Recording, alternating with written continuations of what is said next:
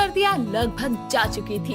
सिद्धि सारे सर्दियों के कपड़ों को अलमारी के नीचे वाले खाने में तय करके रख रही होती है कि तभी उसकी ननद कृतिका वहाँ आकर बोलती है, भाभी आपको माँ ने बुलाया है, चलो बाहर। ठीक है, आती हूँ। सिद्धि अपनी सास ममता के पास जाकर बोलती है, माँ जी आपने बुलाया? बहू, वो होली आने वाली है, तेरी पहली होली है, इसलिए बहुत सारी तैयारियां करनी है। तू ना मेरे साथ होली पर बनने वाली मिठाइयाँ और स्नैक्स के सामान की लिस्ट बनवा लियो। फिर तू और कृतिका बाजार जाकर सामान ले आना। माँ, मैं नहीं जाऊंगी कोई सामान लेने, आप चली जाना भाभी के साथ। अरे ऐसे कैसे नहीं जाएगी, तेरी भाभी की पहली होली है, तुझे तो खुशी होनी चाहिए कि तेरे पास इस बार रंग लगाने के लिए कोई है। और अपनी भाभी के साथ मार्केट जा, उसको भी बता कि होली में यहाँ क्या क्या होता है। अरे माँ, आपको तो पता है ना कि मुझे होली का त्योहार बिल्कुल भी पसंद नहीं है, इसलिए ना मुझे उसकी तैयारियों में इंटरेस्ट है और ना उसकी शॉपिंग में। तुझे प्यार की भाषा समझ नहीं आती ना बहू, जरा लाइयो मेरी छड़ी, आज इसको सूत ही दूं जरा। अच्छा अच्छा, चली जाऊंगी, ऐसे धमकाओ मत। कृतिका वहाँ से चली जाती है, जिसके बाद ममता और सिद्धि बैठकर सामान की लिस्ट बना लेते हैं। शाम को दोनों ननद भाभी मार्केट जाती हैं, जहाँ पर हर जगह रंगों और पिचकारियों की कई दुकानें सजी हुई थी। ये सब देखकर सिद्धि बोलती है, कृतिका तुम्हें पता है हमारे घर में कभी होली की कोई तैयारी ही नहीं हुई, इसीलिए मैंने कभी होली खेली ही नहीं। अच्छा, पर भाभी आपके घर में होली खेलना मना क्यों था? जब मैं बहुत छोटी थी तो होली वाले दिन ही मेरे पापा हम सबको छोड़कर किसी और के साथ रहने चले गए थे।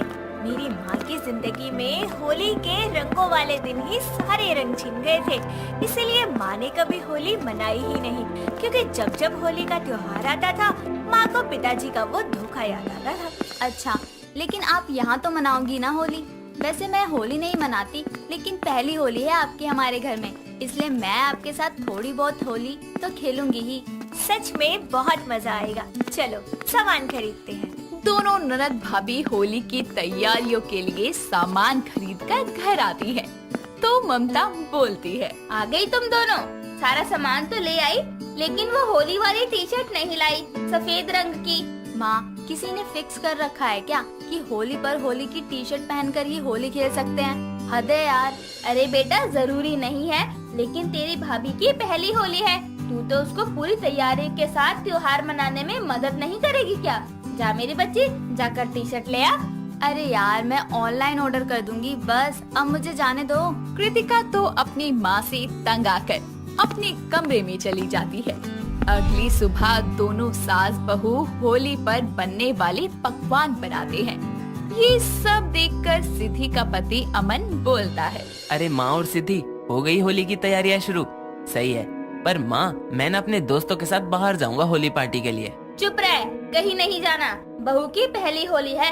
कृतिका भी इस बार घर रहेगी, वरना तो पढ़ाई के लिए दूसरे शहर ही रहती है, इसलिए अपने दोस्तों को घर बुला ले, लेकिन ये होली हम एक साथ मनाएंगे। ऐसी बात है तो ठीक है, उस दिन फिर भांग भी बननी चाहिए। भांग? माँ जी, भांग तो नशीली होती है ना, मतलब उसको पीकर तो नशा चढ़ता है। अरे नहीं, मीठी भांग में नशा नहीं होता, वो बस तरोताजा करने के लिए होती है। अच्छा आप लोग काम करो, मैं ऑफिस चलता हूँ। अमन वहाँ से ऑफिस के लिए निकल जाता है। मिठाइयाँ बनाने के बाद ममता और सिद्धि छत पर पापड़ भी बनाती है और अलग अलग तरह की तलने वाली फुलवड़ी भी बनाती है। कुछ देर में कृतिका भी छत पर आती है और अपनी माँ और भाभी को काम करता देखकर बोलती है, क्या माँ, आजकल कौन बनाता है ये सब? सब कुछ बना बनाया मिलता है, ला कर तल लो, बेकार में इतनी मेहनत क्यों करते हो? अरे घर पर बनाए पकवानों और पापड़ों का स्वाद ही अलग होता है, और तुझको तो पहले बहुत पसंद थे, अब ऐसे बोल रही है। पहले मैं बच्ची थी, अब नहीं हूँ। अच्छा, वो मैं ये बोलने आई थी कि मैंने भाभी की होली वाली टी शर्ट मंगवाई थी, तो कुरियर वाला गली के बाहर ही रुका है, आगे कुछ काम की वजह से आ नहीं पा रहा, तो वहीं जाना है पार्सल लेने। हाँ तो जा। अकेली नहीं जा रही मैं, भाभी चलो मेरे साथ। ठीक है दीदी, 1 मिनट दो, मैं ये 2 पापड़ बना दूं। सिद्धि जल्दी से पापड़ बनाकर कृतिका के साथ निकल जाती है। दोनों को ऐसे साथ साथ जाता देखकर ममता पीछे से बोलती है, लगता ही नहीं है ननद भाभी हो, बहनों की तरह रहती हैं। इनका ये प्यार ऐसे ही बना रहे। कृतिका और सिद्धि गली के बाहर जा रहे होते हैं, लेकिन होली का टाइम नजदीक था, इसीलिए मोहल्ले के लोग अपनी बालकनी से आने जाने वाले लोगों पर पानी के गुब्बारे मार रहे थे। ऐसे ही जाते हुए एक गुब्बारा कृतिका को लग जाता है, जिसके बाद वो गुस्से में बोलती है, कौन है ये बदतमीज? अरे अक्ल नहीं है क्या? आने जाने वालों पर गुब्बारे क्यों फेंक रहे हो? शायद कोई बच्चा होगा कृतिका। कृतिका को ऐसे गुस्सा करता देखकर मोहल्ले की एक विमला नाम की औरत अपनी बालकनी पर खड़े होकर बोलती है, अरे कृतिका बेटी, होली का समय है, क्यों गुस्सा हो रही है? अरे बुरा ना मान लो, होली है कहकर भूल जाओ। विमला के इतना बोलते ही ना जाने कौन सी दिशा से उसके मुंह पर एक रंगीन पानी का गुब्बारा आ लगता है, जिसके बाद विमला का मुंह गुस्से से तो नहीं, लेकिन रंग से लाल जरूर हो जाता है और फिर वो अपना मुंह पोंछते हुए बोलती है, अरे कौन नालायक है? ज्यादा होली बनाने की आग लगी है क्या? अरे आज कौन सी होली है? पागल लोग, जरा भी तमीज नहीं है। अरे विमला आंटी, बुरा ना मानो, होली है बोलकर भूल जाओ ना। और मोहल्ले के शैतान लोगों, तुम्हें तो मैं होली वाले दिन देख लूंगी। इतना बोलकर कृतिका सिद्धि के साथ पार्सल लेने चली जाती है और कुछ देर में दोनों भी घर लौट आते हैं। अपने ऊपर गुब्बारा लगने का बदला कृतिका को लेना था, इसीलिए वो अपनी भाभी से बोलती है, भाभी, अब तक तो मुझे होली नहीं मनानी थी, लेकिन आज के उस गुब्बारे वाले हमले के बाद मुझे होली मनानी है। चलो मेरे साथ। लेकिन कहाँ कृतिका? अरे भाभी, बाहर दुकान से रंग, पिचकारी और गुब्बारे लेने चलो, आज असली होली की तैयारी होगी। कृतिका और सिद्धि मार्केट जाकर वहाँ से रंग और पिचकारियाँ लाते हैं, साथ में बहुत सारे गुब्बारे के पैकेट्स भी खरीदते हैं। कुछ दिन बाद छोटी होली आती है। रात को सिद्धि होलिका दहन देखकर अमन और ममता के साथ घर लौटती है, तो कृतिका अपनी भाभी से बोलती है, भाभी, अब आप फ्री हो ना? क्यों, मेरी बीबी फ्री क्यों होगी? वो बहुत महंगी है। भैया, बहुत गंदा जोक था, बिल्कुल हंसी नहीं आई। भाभी बताओ ना। हाँ कृतिका, मैं फ्री हूँ, खाना बना हुआ है, बस सबका खाना खाना बाकी है। ठीक है, तो खाना खाकर मुझे आपकी मदद चाहिए। कैसी मदद? वो मेरी और भाभी की बात है, आपको क्यों बताऊं? और आपने बोला था ना कि भाभी की होली यादगार बनानी है, तो बस समझ लो उसी की तैयारी है। कुछ देर में सब खाना खा लेते हैं। उसके बाद कृतिका सिद्धि को बाथरूम में पिचकारी से पानी वाले गुब्बारे भरना सिखाती है। ये देखकर सिद्धि बोलती है, कृतिका, तुम गुब्बारे पहले क्यों भर रही हो?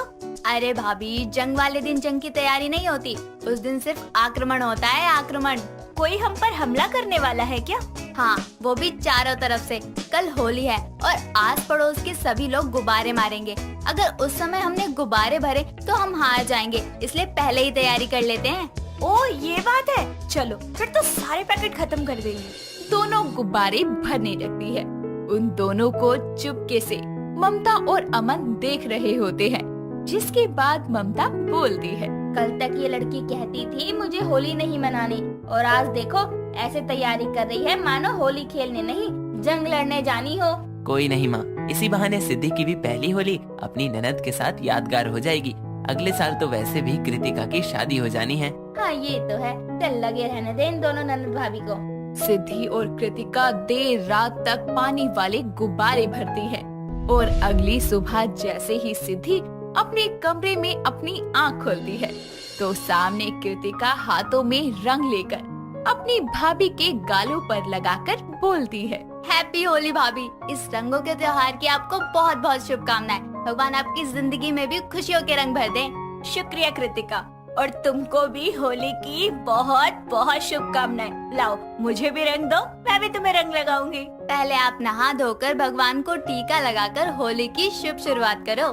कृतिका के कहने पर सिद्धि पहले नहा धोकर पूजा करती है और भगवान को गुलाबी रंग का टीका लगाने के बाद अपनी सास और अमन को भी रंग लगाती है और फिर कृतिका को, जिसके बाद कृतिका अपने आप सिद्धि को छत पर लेकर जाती है, जहां अमन के दोस्त और रिश्तेदार के साथ सब मिलकर होली खेलते हैं और अपने गुब्बारों को हाथों में लिए कृतिका और सिद्धि एक दूसरे को देखते हुए बोलते हैं, बुरा न मानो होली है। इसी के साथ पड़ोसियों को गुब्बारे मारने से पहले वो एक दूसरे को ही भिगो देती है और फिर मिलकर अपने दोस्तों और रिश्तेदारों के साथ होली खेलती हैं।